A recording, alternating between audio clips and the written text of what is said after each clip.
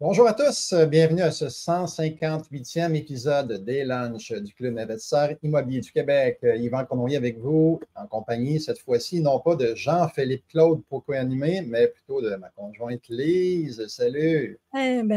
Bonjour à tous. Merci d'être au rendez-vous. Ça me fait plaisir, Yvan, pour une autre fois de partager ce lunch immobilier avec toi en l'animant avec le sourire et avec notre joie habituelle.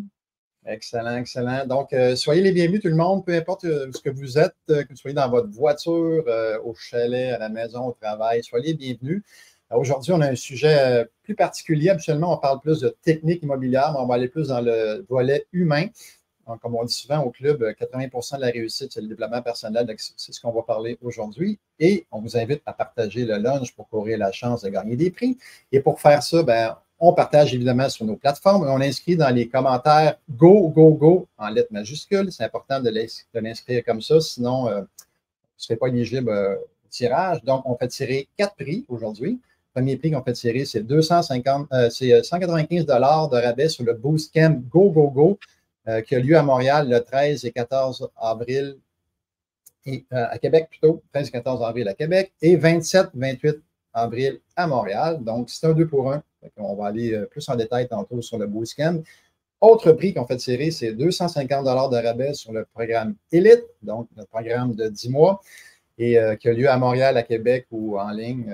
On vous en parle plus en détail tantôt. Et les 2 prochains prix, 2 paires de billets avec notre invité et sa conjointe qu'on vous présente sous peu, donc François Lemay, qu'on vous présente sous peu. Donc, 2 paires de billets pour son one-man show qu'on a vu, moi puis Lise, à Longueuil, un an ou 2, je crois, Lise. Un peu plus d'1 an, je pense. Oui, excellent. En tout cas, on vous en parle plus en détail tantôt. Donc, sans plus tarder, on vous présente notre invité avec sa conjointe, donc François Lemay, qui est auteur de Tout est toujours parfait et c'est aussi ça la vie. Coach, conférencier, inspiration, c'est un guide, en fait, un guide pour nous, les Québécois. Et à côté de chaque grand homme, il y a une grande femme, Nathalie Loca. Salut! Salut! Bonjour! Hey, soyez les bienvenus, puis merci beaucoup d'être là, très généreux de votre part. On sait que vous êtes très occupés dans cette semaine de relâche aussi, peut-être que ça bouge un peu, donc merci d'être là et c'est très, très généreux de votre part. Peut-être vous introduire, vous présenter à nos gens? Ben oui, c'est ça. Fait que moi, tu as dit que j'étais avec François. Oui, on est une équipe. Fait que, tu sais, moi, j'ai pas l'impression d'être derrière François. J'ai vraiment l'impression de marcher main dans la main avec lui parce que c'est vraiment une co-création. Tu sais, c'est souvent François qui est à l'avant. Tout le monde le voit. C'est plus lui qui est connu. Moi, je m'occupe un peu plus de l'arrière-scène par rapport à ça. Mais sans moi, il serait pas là. Puis sans lui, ben je ne serais pas là non plus. Fait que c'est vraiment un travail d'équipe, de co-création qu'on a le privilège de faire à tous les jours ensemble. Là, moi, je dis en fait que c'est mon pimp. Elle me dit, va chercher de l'argent, mon chéri, reviens avec l'argent. Elle m'envoie sur une scène, elle me fait faire des lives. Puis c'est ça, c'est une belle complicité finalement. Là, je suis sûr qu'il y a plein de monde qui se reconnaissent en disant, c'est pareil comme avec ma femme. Mais oui, on est pareil comme tout le monde finalement. Donc, ça, je disais qu'à côté de chaque grand homme, il y a une femme. Je n'ai pas dit derrière. Souvent, les gens vont dire derrière. Non, c'est ça. Un travail d'équipe. Mais plus en détail, peut-être, pour qu'on connaisse un peu plus. Nathalie, tu viens de quel milieu et ton parcours? Ben moi, avant de connaître François, j'étais déjà dans le domaine du développement personnel. J'avais déjà commencé mon cheminement avant de le rencontrer. C'est sûr qu'il s'était intensifié, je veux dire, en côtoyant François. Moi, avant de travailler avec François, j'étais policière, fait que j'étais enquêteur en agression sexuelle pour la police de Montréal, fait que j'étais carrément dans un autre domaine de vie. Fait qu'il y a eu son cheminement qui s'est fait au travers de ça. J'ai fait différentes sections spécialisées. Tu sais, moi, si il y a quelques années, on m'avait dit qu'un jour, j'allais quitter la police, j'aurais dit à la personne qu'elle était folle parce que moi, c'était clair que ma vie allait être la police toute la vie. Je ne me voyais pas faire autre chose. Et là, de fil en aiguille, a fait qu'on a cheminé. J'ai cheminé en tant que personne, on a cheminé en tant que couple et on a décidé de travailler ensemble. Ouais. Et François? Ben, en fait, complément Nat, hein, c'est moi, avant, dans mon ancienne vie, moi, je suis un entrepreneur né depuis, j'ai l'âge de 17 ans. Je suis entrepreneur, j'ai plusieurs petites entreprises.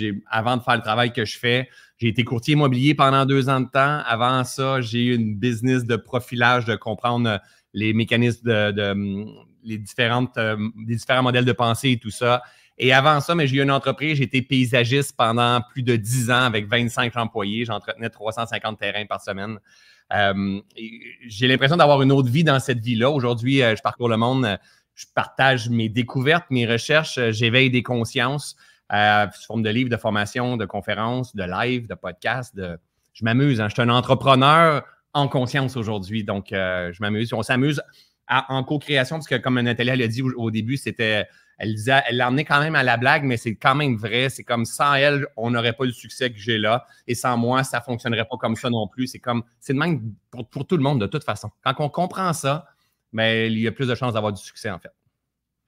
Exact, exact. Très bien dit. Puis là, j'ai fait un parallèle. Je viens de faire un lien avec paysagiste et le sujet d'aujourd'hui, cultiver son être, prospérer.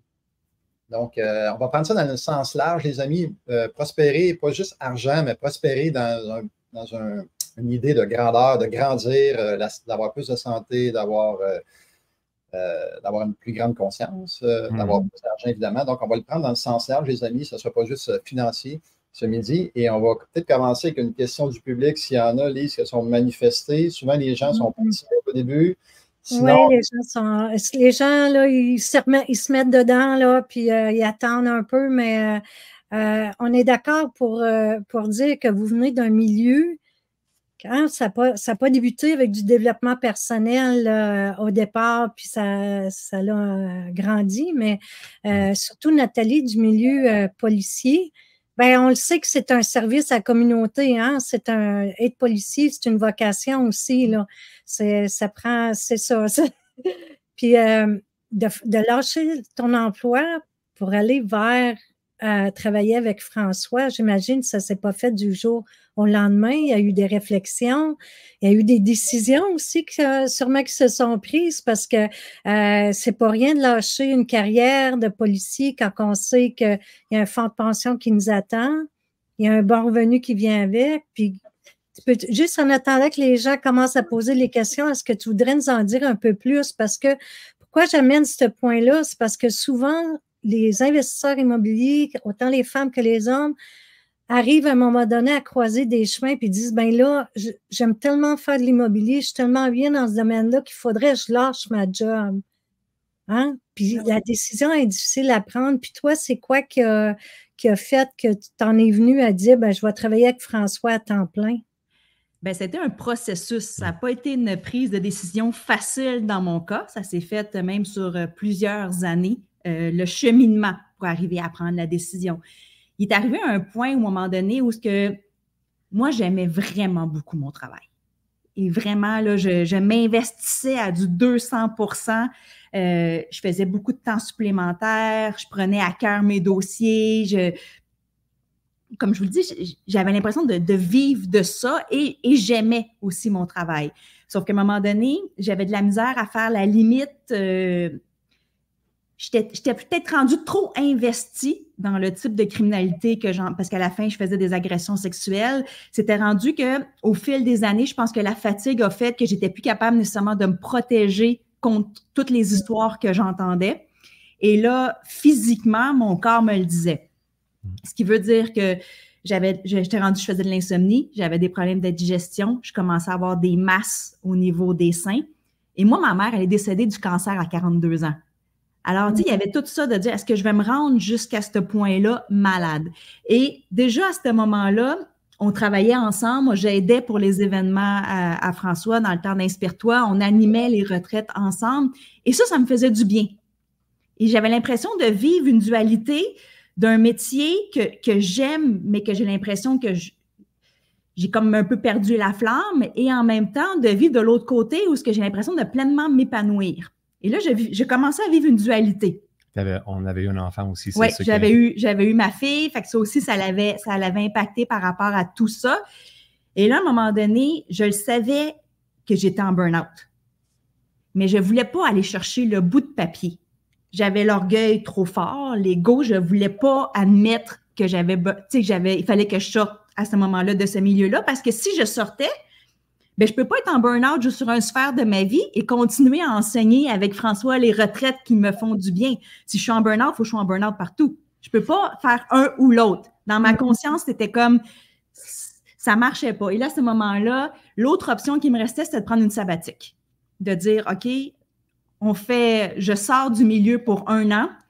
Et à ce moment-là, on n'avait pas les moyens que je prenne une sabbatique. C'était vraiment un guess, tu sais, de dire, parce qu'on vivait encore beaucoup sur mon salaire. Fait que puis là, lui, il commençait à faire de l'argent. Fait que là, c'était une décision, mais en même temps, j'avais un filet de sécurité. Je pouvais toujours retourner s'il y avait quelque chose. Et j'ai pris la sabbatique. Et ça a été beaucoup d'adaptation au début parce qu'on n'était pas habitués à travailler à temps plein ensemble. Parce que oui, j'aidais pour l'entreprise, mais je sortais encore de la maison, j'allais faire autre chose, je voyais d'autres personnes. Mais là, on se retrouvait ensemble comme couple, comme famille, à travailler. Ma santé n'allait pas super bien. Il fallait que je récupère au travers de tout ça. Fait que c'était comme une grosse marmite, là, qu'on a mis plein d'ingrédients ensemble, mais on ne savait pas la bonne recette au début. Fait que là, ça faisait des flamèches. On savait comme pas trop comment... Ça a pris un gros temps, un bon temps d'adaptation là, au travers de tout ça. Et en même temps que... Puis moi, je le voyais, ma santé reprenait du mieux. Tu sais, c'est comme au fil des mois, j'ai recommencé à dormir, ma digestion est devenue correcte, les masses sont toutes parties. Ils faisaient les examens et ils sont comme, ben, c'est plus là. C'était là avant, c'est plus là. Fait que, on sait pas ce que tu fais, mais tant mieux, t'es comme été dans la bonne trajectoire. Fait que je le savais que j'avais mes réponses, mais c'était pas évident. Et ça a pris une première année sabbatique. Après ça, j'ai pris une deuxième année sabbatique. Et même après la deuxième année sabbatique, ça allait bien travailler ensemble, mais j'étais pas encore certaine d'être capable de faire le move.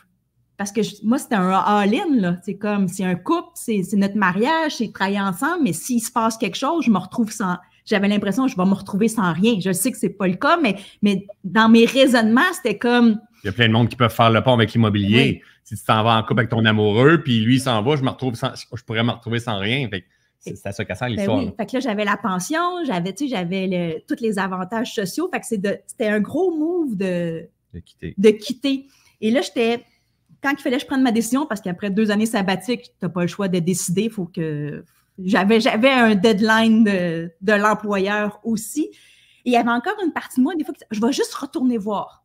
Je vais juste aller voir si c'est encore ma place, la police et tout ça. Et quand j'ai commencé à me dire, je vais peut-être juste retourner voir, j'ai recommencé à ne plus dormir, à plus digérer. Tous mes symptômes étaient en train de revenir. J'ai dit, mon corps ne veut plus, c'est plus ma place. Fait que ça a fait que... Là, je le dis comme ça, que ça a presque l'air d'avoir été facile. C'était loin d'être facile. Là. Je passais par tous les stades d'émotion. Je pleurais. J'étais comme oui, non. Puis jusqu'à un moment, j'ai dit, OK, c'est la prise du moment. La pire période, c'était l'indécision. Du moment que j'ai pris ma décision, après ça, tout a bien été. Mais le moment de décision, là, c'était comme je nous faisais vivre un calvaire. Et lui, il ne voulait pas me mettre de pression parce que c'était vraiment... La décision m'appartenait. Fait que lui, c'était comme, peu importe, tu y retournes, c'est correct, tu y retournes pas, c'est correct aussi. Fait que c'était vraiment mon choix à moi. Puis ça, pour ça...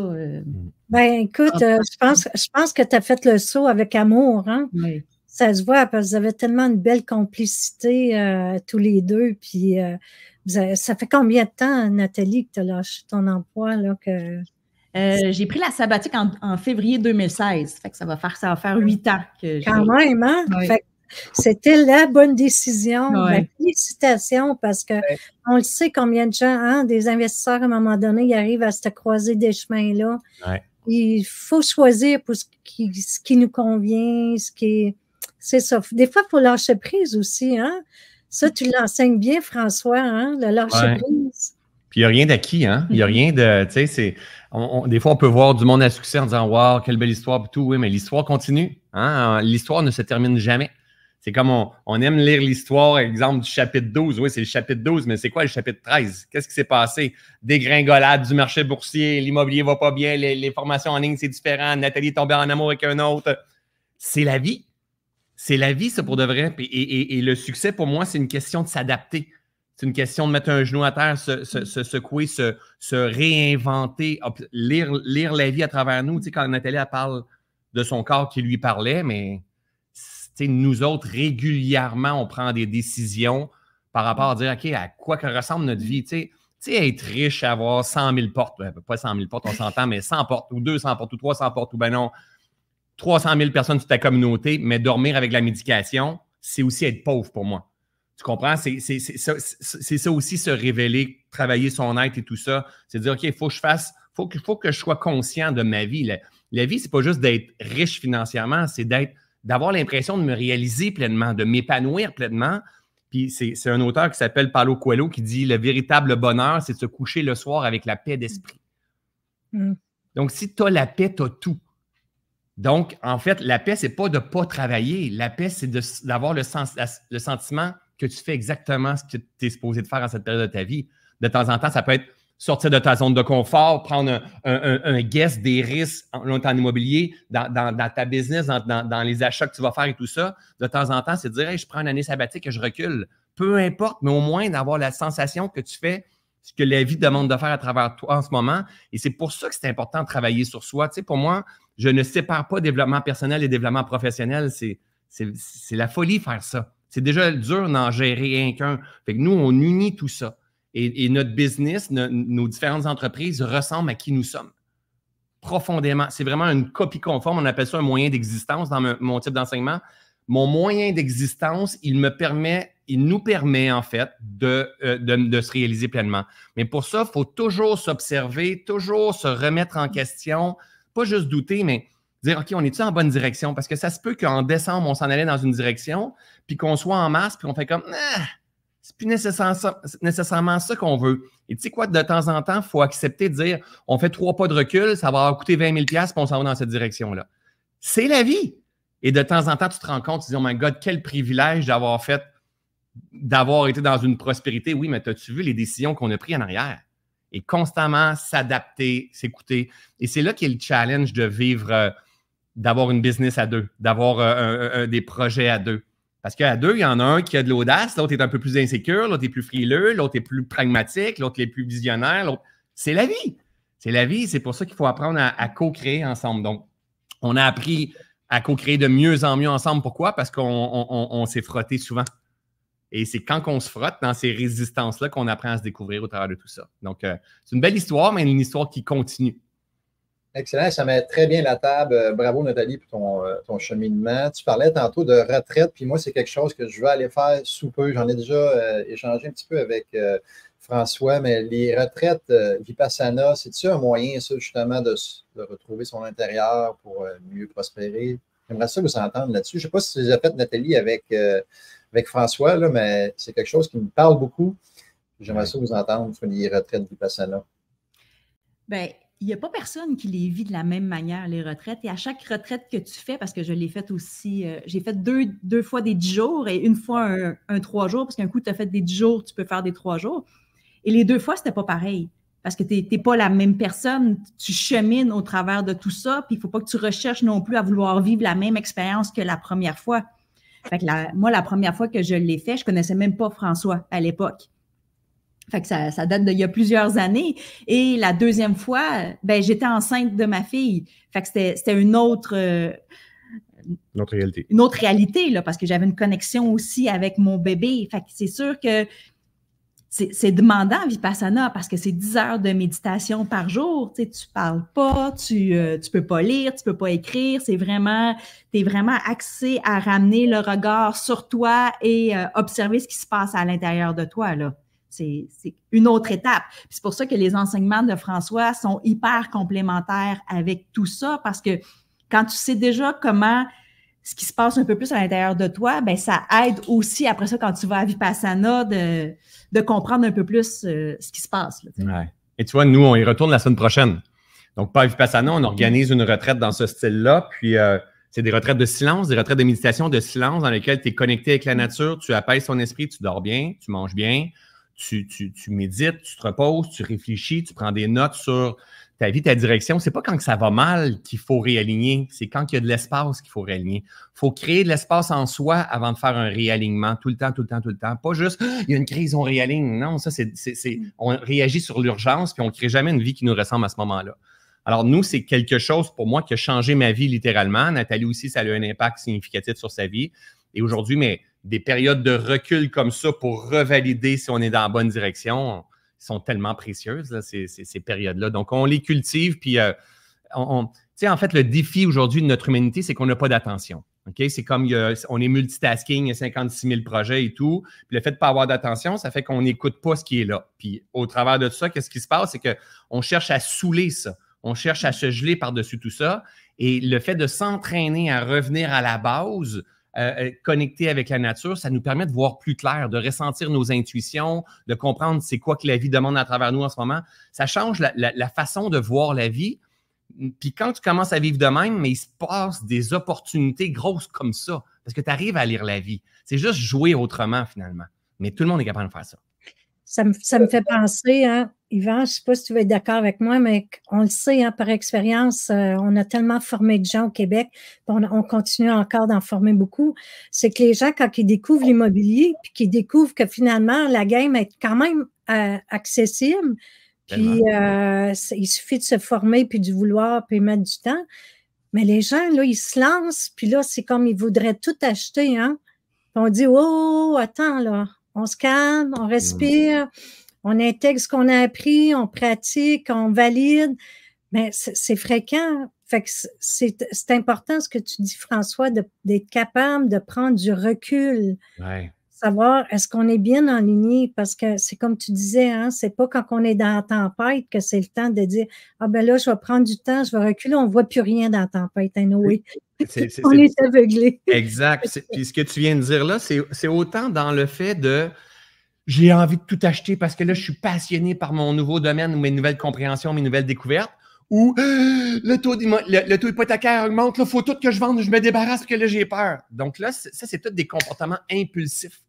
Et plus que tu apprends à te maîtriser, à apaiser, plus tu commences à devenir maître de toi. C'est un art de vivre, on appelle ça la pleine conscience. C'est un art de vivre, mais un art de vivre qui fait de toi un meilleur entrepreneur, quelqu'un de plus wise, quelqu'un de plus aiguisé, quelqu'un qui s'adapte, qui ne cherche pas à arriver à quelque part parce qu'on n'y arrivera jamais à quelque part. On est toujours en train, on va prendre l'exemple parce qu'on est en immobilier présentement, ça se peut qu'un jour, on ait le goût profond d'avoir un parc immobilier je vais calculer en portes, là, de 200 portes. Puis 10 ans plus tard, je fais comme, moi, ça me tente moins mes 200 portes présentement. Moi, j'ai envie d'investir dans de la business ou dans moins de portes, mais c'est la vie, ça. C'est toujours en fluctuation, mais le but, c'est de répondre à ce qui est là présentement. Et quand on prend du recul, on arrive à entendre ça. Et on ne fait pas les choses pour impressionner l'autre qui a étudié en immobilier avec nous ou notre voisin que lui, il vient de faire un deal. Là. On ne fait plus les choses pour les mêmes raisons. Mais pour ça, si tu ne prends pas de recul, tu es pris dans, moi j'appelle ça le jeu de la société, le piège de la société. Tu es pris dans le piège de la société, puis là, c'est comme, oui, mais regarde lui sur Facebook, regarde lui ce qu'il a fait. Et là, ça devient l'enfer sur Terre. Et pourtant, tu es là pour te réaliser. Donc, mais que ce soit immobilier ou n'importe quoi, c'est la même affaire partout. Hein. Mm-hmm. En passant, les commentaires sont très bons. Le monde sont inspirés. Ils n'ont pas beaucoup de questions, par contre. Je ne sais pas si c'est parce que vous êtes trop inspirants puis ça comble toutes leurs questions, mais on a un commentaire de Marc-André Caron, des humains très inspirants suite à une conférence sur les chamans. J'ai eu mon livre signé et un moment agréable avec François et j'ai pu échanger à cette soirée avec Nathalie en soirée d'automne 2020-2021 à Laval. Marc-André Caron, je ne sais pas si ça peut... Salut Marc-André. Oui, OK, c'est bon. Des fois, on ne se souvient pas de tout le monde qu'on a rencontré, là, mais c'est bon. Excellent. Good. Lise, as-tu ciblé des questions? Sinon, il n'y a pas de questions, les gens, c'est go, go, go, on aime ça, on est content, vos invités, on les aime. Moi, je n'ai rien d'excuse. Tu sais, les retraites Vipassana, tu sais, c'est un autre niveau. Là. Quand tu es rendu à 10, tu prends 10 journées de ta vie pour aller en retraite, mais au quotidien, là, y a-t-il quelque chose qui, évidemment, vous faites sûrement de la méditation, mais de quoi de technique ou pratico-pratique que vous pouvez partager aux gens pour vous grounder, pour vous recentrer? Écoute, je vais y aller sur celle-là. Tu sais, ça paraît beau, les retraites Vipassana. Moi, j'ai fait ça plus de 13 fois. Ça fait plus de 100 retraites que j'enseigne dans ce style-là. Il y en a qui peuvent partir à Compostelle, faire des voyages initiatiques à Bali ou peu importe, n'importe quoi. La réalité, c'est quand on a les yeux fermés, il fait noir partout, peu importe où est-ce qu'on est sur la planète. Hein, c'est de dire, OK, même si mes pensées, mon petit hamster tourne dans ma tête, juste avec une respiration consciente, puis avoir la ferme intention d'apaiser, puis de créer de l'espace, du calme, de la tranquillité dans mon esprit, tout le monde est capable de faire ça. Il faut juste avoir la ferme intention de connaître la paix, de connaître davantage d'espace à l'intérieur de soi. Mais il faut aussi avoir des périodes d'auto-réflexion, des périodes où est-ce que tu prends des notes dans ton livre, de dire, OK, là, tu vois, c'est l'anxiété, encore une fois, qui est en train de se mettre. Notre corps est toujours en train de nous parler. Donc, on n'a pas besoin d'avoir une pratique miracle, mais peut-être plutôt une hygiène de vie qui fait que tu n'es pas sur le pilote automatique. Même si tu as des mauvais comportements de culpabilité, de comparaison avec les autres, d'avidité, d'anxiété, tu as besoin de pouvoir, c'est pas grave. Au moins, prends en note. Regarde les comportements qui sont là, puis apprends à les déconditionner, ces comportements-là. Tu sais, donner une idée, là, je suis en train de regarder tout droit, puis sur ma table, j'ai mon livre de notes que je prends tout le temps des notes sur moi, sur ce que je vis, sur ce que j'ai besoin d'améliorer et tout. Mais ce matin, pas plus tard que ce matin, moi et Nat, on avait une période de discussion sur où est-ce qu'on s'en va. On veut ramener davantage de voyages. Moi, je trouve que je ne voyage pas assez dans ma vie. On a le pattern de créer davantage je peux sortir une formation, puis on va faire des centaines de milliers de dollars dans cette formation-là, puis c'est comme, oui, mais attends, là, c'est comme à un moment donné, on voyage déjà pas mal, mais ce qui demande d'être fait à travers moi, j'ai envie de me réaliser pleinement, de découvrir la planète, plonger, voir les pyramides, voir plein de choses. Fait que là, on a encore ça, puis qu'on est encore en train, puis on se plaint pas, là, on s'en va à Rome dans pas longtemps, on se plaint pas du tout. C'est juste qu'il faut se réaligner, puis il faut se secouer en temps de coupe en disant, attention, il faut qu'on fasse attention pour ne pas être dans le piège de la société. Là. C'est comme, il faut créer une vie à notre image parce que un jour, et là, je donne un petit coup comme ça, mais un jour, ça soit elle ou soit moi qui va être malade. Là. Il faut être conscient de tout ça. Là. Sérieusement, que là, il va se passer, il va y avoir des masses sous moi, je ne sais pas, moi, il va y avoir de quoi. C'est la vie, c'est normal. Là, on a la prospérité, on a la santé encore, on peut développer des projets, puis on sait que ça va fonctionner, puis la demande est là, puis tout ça. Mais derrière, dans le corps du petit François, dans l'esprit du petit François, ça fait comme « Chris, mais moi, je veux voyager, je veux découvrir, je veux kiffer, je veux jouir de la vie. » Ah, ma job, c'est de répondre à ce besoin-là. Pas de tasser tout le travail, de dire « OK, c'est correct de construire encore. » Moi, dans mon cas, dans ce cas, on fait de l'immobilier aussi, mais moi, j'ai des programmes, j'ai des formations, j'ai des produits. C'est facile pour moi de construire encore quelque chose. J'ai rendu des mécanismes qui sont... Tout est en place. Mais si je fais ça, est-ce que ça va créer un bonheur supplémentaire? Non, ça va amener plus de sécurité? Ben oui. Ça va juste amener plus de sécurité, plus d'argent. Est-ce que c'est vraiment... Et là, ça demande plus loin dans les enseignements, mais est-ce que c'est vraiment ce que demande de faire la vie à travers moi en ce moment? La réponse, c'est que c'est non. Et si je ne réponds pas à ça, c'est frustration. Et là, c'est pour ça qu'on prend le temps d'en échanger. Elle aussi, mais elle a d'autres insécurités. Mm-hmm. Mais tu as demandé un petit truc. Nous, c'est notre truc.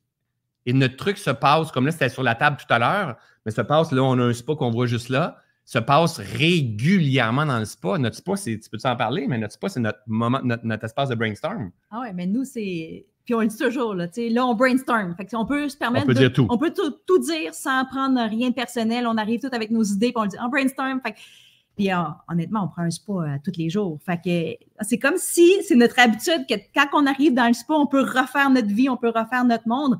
Pas parce que ça va pas bien, juste parce que des fois, on a des besoins différents qui émergent. C'est comme qu'on veut faire des nouveaux projets. Fait que nous, autant au point de vue business, mais au point de vue personnel, ben on rediscute, mais on remet sur track un peu tout ce qu'on veut, là, et sur toutes les facettes de notre vie. Là. C'est pas, fait qu'on n'attend pas que ça aille mal pour faire ça. C'est comme un travail quotidien qu'on fait entre nous deux. Ouais. Fait que c'est nous, c'est comme notre recette à nous que ça fait que ça fonctionne. C'est devenu un art de vivre, en fait. Ça fait partie de dire, OK, ça peut pas, c'est pas juste quand on change de direction, on va s'en aller vers un voyage. On regarde ici, juste en face de nous, on a une extension sur notre maison. Imagine qu'on a décidé de faire un étage, un garage, puis une piscine par-dessus. Okay? On a une piscine infinie, la vue sur les montagnes au 3e étage. Okay? Donc, vous voyez à peu près qu'est-ce que ça peut avoir l'air. Et c'est un projet assez d'envergure, un triple losange, comme dirait un de mes amis. Et Mais ils nous demandent de nous adapter, de prendre de la hauteur, mais constamment on prend de la hauteur en disant « Wow, OK, on ne peut pas reculer. On est en plein milieu du projet. On ne va pas lésiner, on ne va pas cheaper sur le projet. Il faut que ça ressemble à la maison. Tout ça. Mais on est toujours en train de se réajuster. S'il n'y a pas de réajustement, il y a des non-dits. S'il y a des non-dits, il y a de la résistance, il y a de la frustration, de la déception, de la colère, puis éventuellement de la séparation. Donc, nous, on est des complices. On est un couple, mais on est d'abord et avant tout des complices de vie, autant dans notre business, autant dans nos relations sexuelles, dans notre relation papa-maman. On est des complices de voyage. Alors, moi, je veux qu'elle se réalise pleinement, puis elle veut que moi, je me réalise pleinement, mais on a besoin de parler, puis on a besoin d'échanger le moment où il y a des résistances. Et ça, c'est de la réflexion, c'est des prises de recul. Puis jamais on va se dire, oui, mais on avait dit ça, v'là 6 mois. Oui, mais v'là 6 mois, c'était v'là 6 mois. On n'est plus les mêmes personnes, là, maintenant, là. Fait que constamment, on est en train de prendre un recul. Constamment. Et moi, je me permets de rebondir sur la question que je vois de Mathieu dans le chat, de comment pas toujours parler d'immobilier. Tu sais, comme nous, c'est du développement personnel et tout ça. Mais nous, on s'est comme mis des règles par rapport à ça, parce qu'à un moment donné, on en parlait toujours. C'était... Il y a longtemps, par exemple. Il y a longtemps, mais au début, c'était un de nos problèmes, parce que je pouvais être sur l'oreiller dans le lit puis lui parler de notre entreprise. J'avais jamais de limite de cadre par rapport à ça. Et nous, on s'est comme mis, OK, ben, il y a des moments, dans la chambre à coucher, il n'y a pas de business. Des repas avec les enfants, on essaye le moins possible aussi parce que ça reste des moments en famille. Le matin, moi, souvent, je me lève plus tôt que lui. Mais quand lui se lève, moi, des fois, ça peut peut-être faire 1 heure que je suis réveillée. Mais avant, il sortait du lit puis j'étais déjà avec mes questions parce que... J'avais même pas pris mon café, là. Puis là, elle m'attendait avec cette série de questions, genre... Encore les yeux engorgés. Là. Et là, j'ai une série de questions. Wow, laisse-moi prendre mon café, là. C'est comme... Ça a pris un temps, ça, avant qu'on arrive à mettre le doigt là-dessus, parce que là, elle me mettait en résistance. Elle était déjà prête, là en mode solution, là, tu sais, mon wow, doucement. Donc, c'est un rythme différent. Ouais. Là, maintenant, là... Oui, maintenant, on a trouvé notre formule à nous. Et je vous la partage, je ne sais pas si Mathieu, ça peut aller avec ça, t'aider avec ça, mais nous, on travaille avec l'application Asana, dans laquelle moi, je gère toute l'équipe, je gère toutes nos choses. Et en même temps, j'ai une tâche avec François, et c'est toutes mes questions. Fait qu'au lieu d'aller toujours le déranger avec mes questions, je les écris toutes dans notre tâche et à un moment donné, je lui colle un meet. Puis des fois, là, on est assis dans la même pièce. Et là, au lieu de lui poser la question, je m'en vais l'écrire. Parce que je le sais que c'est peut-être pas le bon moment pour poser ma question, que là, on va perdre. Mais je veux pas perdre ma question. Fait que je vais l'écrire pour notre futur meet. Fait qu'on a des moments comme ça où moi, ça me permet de libérer mon cerveau. Et après ça, ça nous permet de faire des bons meets et de parler de ces moments-là. C'est tellement important, ça, ce qu'elle vient de dire, parce que tantôt, j'ai dit le plus gros défi de l'humanité. Tu sais, moi, mon expertise est dans la pleine conscience. Donc, la pleine conscience, c'est la concentration, c'est l'attention, c'est la présence, c'est l'ancrage, l'alignement. Si tu te fais toujours déranger pour une question, tu es toujours en train de mettre ton attention sur d'autres choses, puis à un moment donné, ça devient un schéma.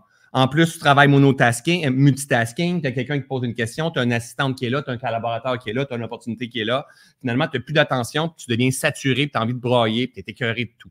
Donc, avec le temps, on a appris à... Parce que là, elle venait, tu dis souvent ça, quand je travaillais dans la police, je ne me serais pas levé pour... Qu'est-ce que tu disais donc? Mais moi, je me dis tout le temps, est-ce que je me serais levée de mon bureau pour aller rentrer dans le bureau de mon supérieur pour lui poser ma question à ce moment-là où j'aurais attendu? Fait que moi, c'est ce que je dis aussi à nos filles qui travaillent avec nous. Est-ce que c'est vraiment, il y a une urgence à ce moment-là ou ça peut attendre qu'on se fasse un meet? Fait que moi, souvent, je me dis, est-ce qu'à ce moment-là, je me serais levée de mon bureau d'enquêteur pour aller voir mon boss, pour lui poser une question similaire? Non. Fait que ça ne nécessite pas que ça soit dans l'immédiat. Ça nécessite que je l'écrive dans notre tâche de collaboration ensemble. Parfait, mais pas que j'aille le déranger à ce moment-là. Oui, puis en même temps, c'est important, il ne faut pas que moi je dis mes filles parce que dans mon équipe, toutes des filles, il ne faut pas que mes filles aient peur de me déranger, c'est pas ça. C'est juste condense quand tu as quelque chose à venir me demander. Demande-moi pas de l'attention 50 fois par jour. Demande-moi-en 1 fois, 2 fois, 3 fois peut-être, où est-ce qu'on va être condensé. Mais ça a été un challenge parce que nous, on vit ensemble, on travaille de la maison ensemble, nous autres. Donc, le matin avant, c'est comme, honnêtement, c'était pas terminé. Puis la première série de questions, ça me mettait en résistance. Puis à ce moment-là, j'avais mes autres assistantes aussi qui, dès qu'ils me voyaient ouvrir mon ordinateur, nous autres, on utilise Skype. Skype se mettait en vert. Est-ce qu'il est déjà là? J'avais même pas fini de prendre une respiration. Puis, boum! Là, je devenais en aversion. En aversion, ça veut dire en rejet. Je rejette la vie, je rejette ce qui se passe. Et là, mon staff commence à me... C'est comme si ça me pourrissait l'existence. Le problème, c'est pas le staff, c'est qu'il n'y avait pas de méthode de mise en place. Donc, on a mis des méthodes en place et même, tu sais, je le vois encore avec Nat aujourd'hui, de temps en temps, elle arrive, puis je le sais qu'elle voudrait me poser une série de questions, là. Et là, je dis, OK, good, génial, tu peux y aller. Vas-y, OK, on y va, on vide. Ou de temps en temps, je vais dire, même en auto, tu vas me dire, OK, serait-tu le bon moment? Parfait, vas-y, y en a-tu d'autres? Y en a-tu d'autres? Il faut que je sois, moi j'appelle ça biodisponible. Il faut que je sois disponible à répondre à ces questions. Parce que je pense que la majorité d'entre nous qui sont sur le live, on est tous des entrepreneurs. À un moment donné, on devient plus efficace s'il y en a trop. On est saturé. Là, c'est plus biodisponible. On est en train de mourir, en fait. Fait que là, ça, on a réglé ça. Et ça a été une des plus belles choses qu'on a faites avec le temps. C'est comme, c'est pas de ne pas me déranger, c'est OK, on condense, puis après ça, je te lance une série de questions, puis on solutionne on trouve les réponses. Oui, puis moi, je fais ça aussi avec les filles qui travaillent pour nous. Oui. Fait que comme ça, j'ai des meets avec eux, mais sont plus efficaces qu'être dérangés au travers de plein de tâches. Là. Fait que tout le monde est gagnant. Ouais.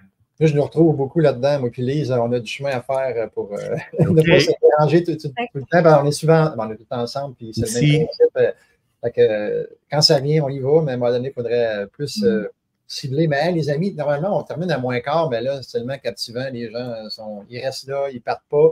Écrivez dans le chat si vous voulez qu'on continue jusqu'à 1 heure. Puis s'il y a assez de réponses, on va continuer jusqu'à 1 heure, les amis. Ça fait plaisir. Manifestez-vous dans le chat. Mais je trouve ça tellement pertinent ce que vous venez de détailler, là. OK? Parce qu'on le vit, nous. On le vit. Oui. Puis des fois, je dis, Yvan, excuse-moi, je pense que c'était pas le bon timing. Hein? Tu sais, parce qu'on est tous les deux créatifs, puis ça fait tellement d'années qu'on travaille sur notre business qu'on la connaît de fond en comble, tu sais. Et aussitôt qu'il y a quelque chose qui pop, on dit, hey, ça on pourrait appliquer ça, on pourrait faire ça. Puis là, ça part, puis en tout cas. Mais dans ce que vous avez dit, là, je pense qu'on va mettre en place quelques conseils, là. Ça va nous aider, même nous qui sommes habitués de travailler ensemble. Parce qu'on le sait, hein, constamment, c'est de l'ajustement, parce que c'est pas toujours évident, mais on a des bons défis à relever. Puis quand ça se fait dans la compréhension, puis en se parlant, tout ça, c'est la communication, hein, c'est ça le secret de tout. L'humain, c'est ça, hein, c'est ça. Le gros défi, c'est la communication. Puis quand on sait bien la maîtriser et la mettre en place, ça nous aide beaucoup là, dans nos relations avec notre conjoint. Et le risque, si des pratiques comme ça ne sont pas mises en place, il faut être honnête, le risque, c'est qu'éventuellement, on ne sera plus ensemble. Parce que tu me fais chier, tu comprends? Excuse mes mots, mais moi, il faut que je parle sans fil, je suis comme ça. Là, tu m'énerves, là, tu comprends? Là, tu me fais chier, là, tu m'en demandes trop et tout ça. Donc là, ultimement, il faut toujours aller voir si on continue de même, on se rend où? La business, je suis plus capable, le stress, ma femme me stresse, mon autre, il se passe ci, il se passe ça. Wow, OK. Moi, je prends toujours la responsabilité de 100% de ce que j'expérimente dans ma vie. Si ça se passe, puis mon équipe me pose une série de questions, puis elle est toujours en train... C'est parce que c'est moi qui ai créé ça. C'est moi qui est responsable de ça. Maintenant, il faut peut-être que je prenne un recul, on revient encore à ça, prendre un recul, dire, OK, comment autrement on pourrait agir? Et là, on a mis des mécanismes en place qui a changé notre façon de faire. Et ça a changé aussi au niveau de... Tu sais, moi, j'étais un peu fatigante avec mes questions, mais François, ce n'est pas nécessairement sa force au niveau des suivis. Exact. Fait que moi, souvent, je mettais plein de questions, j'avais besoin de réponses et je vais te revenir.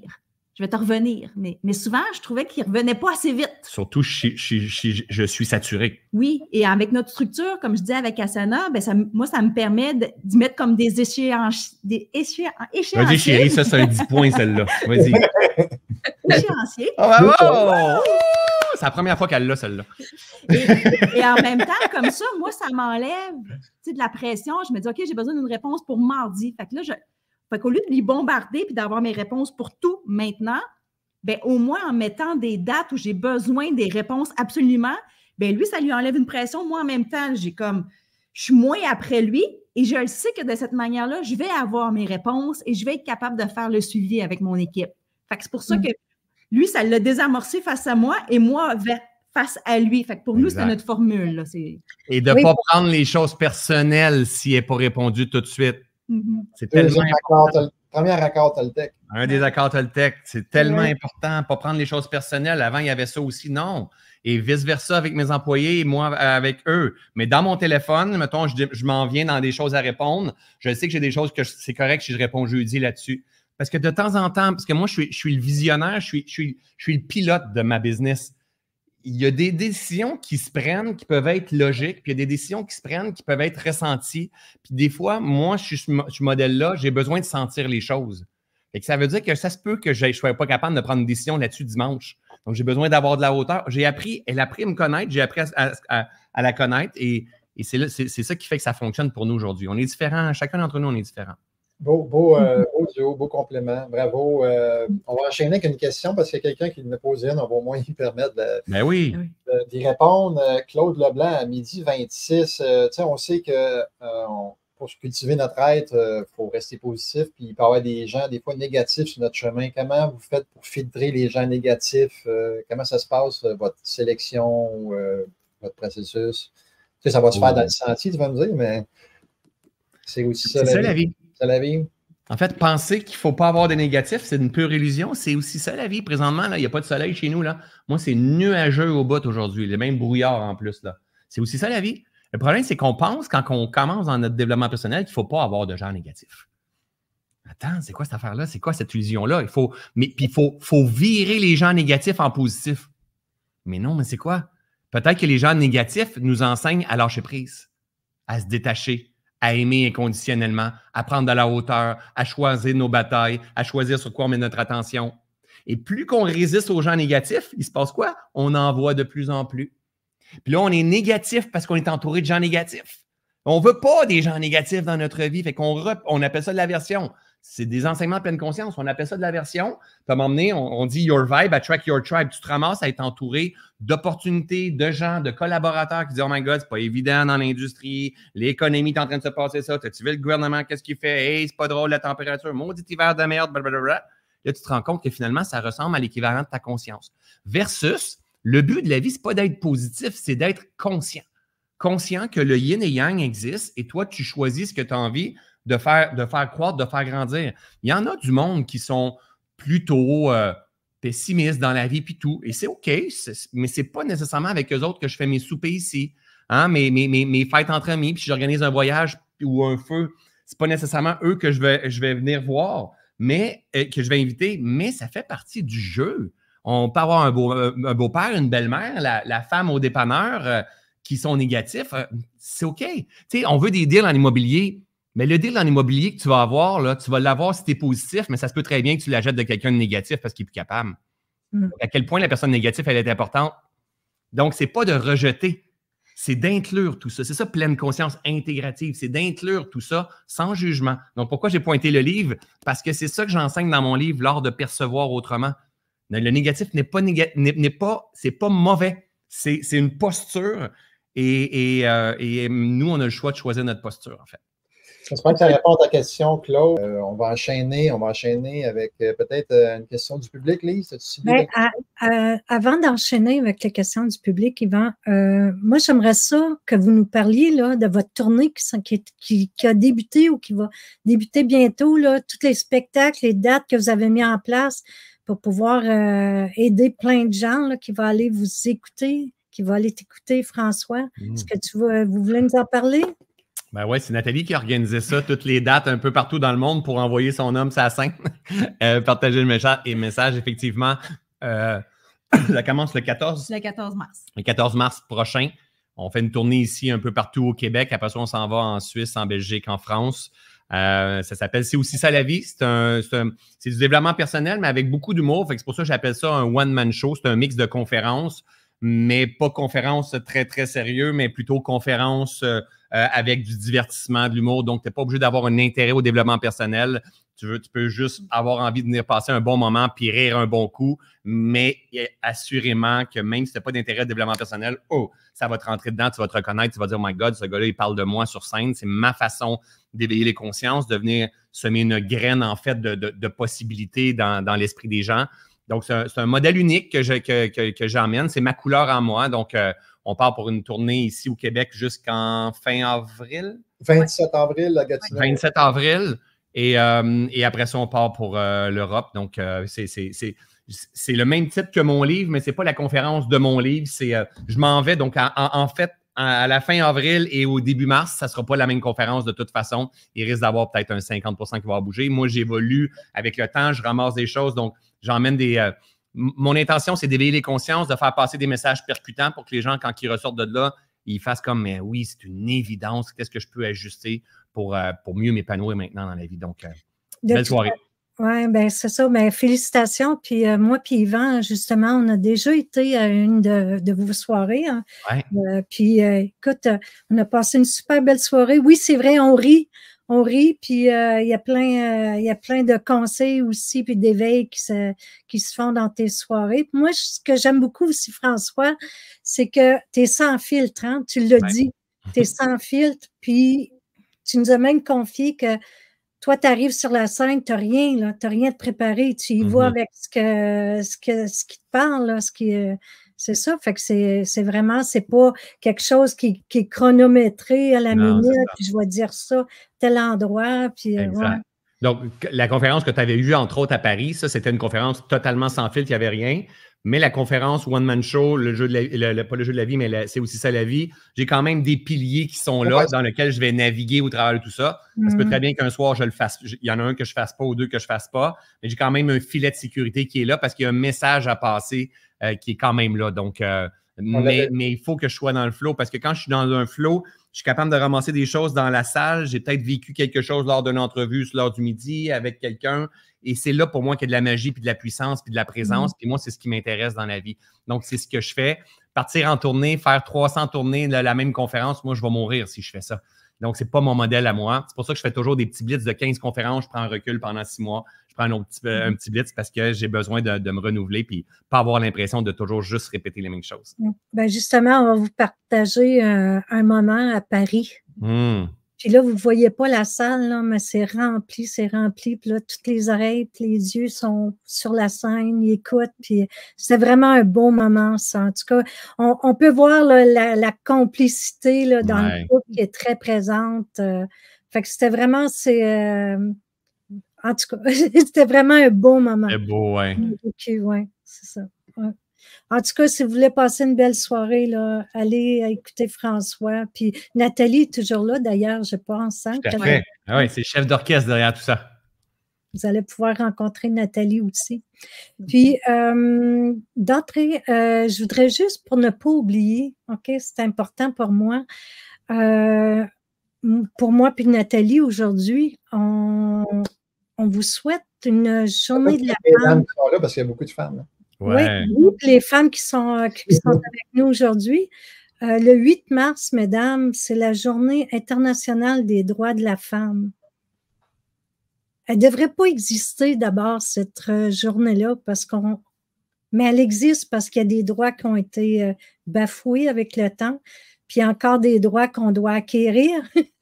Fait que c'est un travail de tous les jours, puis c'est le travail, je pense, des femmes de le faire et aussi accompagner nos hommes là, qui nous aident là-dedans. Fait que pour ce vendredi, mesdames, le 8 mars, on vous souhaite une belle journée des droits de la femme. C'est ça, c'était ma Très bon, c'est très, très bon. Les gens sont encore au rendez-vous, encore 120 personnes quand même sur Facebook, à part YouTube et LinkedIn et tout. Donc, Nathalie, peut-être? Oui, ben, je pense qu'au travers de tout ça, c'est juste de trouver sa formule gagnante à soi. T'sais, nous, on a la nôtre, elle fonctionne vraiment bien pour nous. T'sais, mais ça ne veut pas dire qu'elle va fonctionner pour quelqu'un d'autre. C'est vraiment être capable de s'écouter, de communiquer et de trouver ce qui convient pour les deux. C'est ça. C'est bien dit. C'est vrai qu'il n'y a pas de formule magique. C'est ça. Puis moi, j'ajouterais, puisque c'est vraiment dans la bonne direction, j'ajouterais trouver sa formule et être prêt à changer sa formule aussi. Parce que ce qui marchait là 1 an, c'est plus ce qui marche aujourd'hui. Puis il ne faut pas se dire, oui, mais ça marchait, oui, mais c'est avant. Tu comprends? S'il y a une grande vérité qui est là, c'est le changement, tout change. Donc, ce qui marchait là 6 mois, ce qui marchait là 2 ans, ce qui marchait là 5 ans, c'est appelé à changer encore et encore. Puis ce que tu t'apprêtes à mettre en place avec ton équipe, avec ta gestion de toi, avec la gestion de ton couple, tout, ben ça va marcher un certain temps jusqu'à temps qu'elle demande, que cette approche-là demande à être peaufinée. Donc, moi, je pense que ça serait ça, c'est de dire, OK, au moins de prendre des reculs, de réaligner les choses, puis on avance avec ça, puis on en refait des spot checks. En fait, on est à la bonne place, on se réaligne dessus, t'es où, toi, là-dedans, je suis où? Et moi, je vais terminer avec celui-là, c'est se poser constamment la question. J'ai tout ça ici, moi, ça ne doit pas. Ah ouais, j'ai ça ici, j'ai ça ici. Poser constamment la question. Attends, est-ce que je suis en train de me prendre trop au sérieux dans toutes les histoires que je me raconte? Vous saviez le nombre de fois, on est privilégié parce qu'on a du succès dans tout ce que l'on fait, mais le nombre de fois que on est là en disant « Hey, là, t'es-tu en train de te prendre trop au sérieux, toi, le grand François Lemay, avec tout ce qui est en train de se passer? » Et la réponse, c'est qu'on se prend toujours trop au sérieux. Toujours trop au sérieux, que ce soit un 2 portes, un 5 portes ou un 500 portes, ou on se prend bien trop au sérieux dans ce grand jeu de la vie-là. Puis le moment où on garde les 2 pieds bien ancrés ici, ça change bien des choses. Oui, ça va faire partie de nos bloopers, c'est bon. Correct. 59-55, le nez de poulet de François. Puis, il y en avait un 43-16 avec Nathalie, avec son, je ne sais plus c'était quoi, là, mais c'est trop bon là, de ne pas se prendre au sérieux là, avec c'est vrai. On a tellement raison. Merci beaucoup à vous deux d'avoir accepté notre invitation. Écoutez, on s'est connus, je pense, ça fait environ 3 ans. Puis on a toujours apprécié d'être en votre compagnie, puis vos messages, puis votre façon d'être, votre thinking, puis les messages que tu passes, François, sur la scène. Je pense que tu as aidé beaucoup de gens jusqu'à maintenant, puis tu en aides encore parce que tu fais des podcasts aussi. Mm-hmm. Les gens peuvent t'écouter sur YouTube. Oui, c'est ça. Fait que on est chanceux de vous avoir parce que vous êtes justement des belles personnes. Puis avec le temps, ben vous avez cultivé quelque chose d'intéressant. Puis c'est surtout, vous avez grandi là-dedans, mais vous le partagez aussi. Tout à fait. Hein, c'est ça, le partage, c'est précieux. Ouais. Donc, ben, merci beaucoup. Puis je laisse le dernier mot à Yvan. Oui, merci Nathalie, merci François, merci tout le monde d'avoir été là, merci à la régie. Donc, nous, on se revoit la semaine prochaine, le 11 mars. On va avoir un Q&R général avec Jean-Philippe Claude et Jean-Pierre Dussault, voyons. Donc, on sera absent, moi puis Lise, pendant 3 semaines. Donc, le 11, 18, 25, ça va être Jean-Philippe et Jean-Pierre qui seront là. Et voilà, donc merci beaucoup d'avoir été là. On se revoit, nous, personnellement, au retour du Pérou. Donc, go à tous. Merci. Bonne semaine. Au revoir.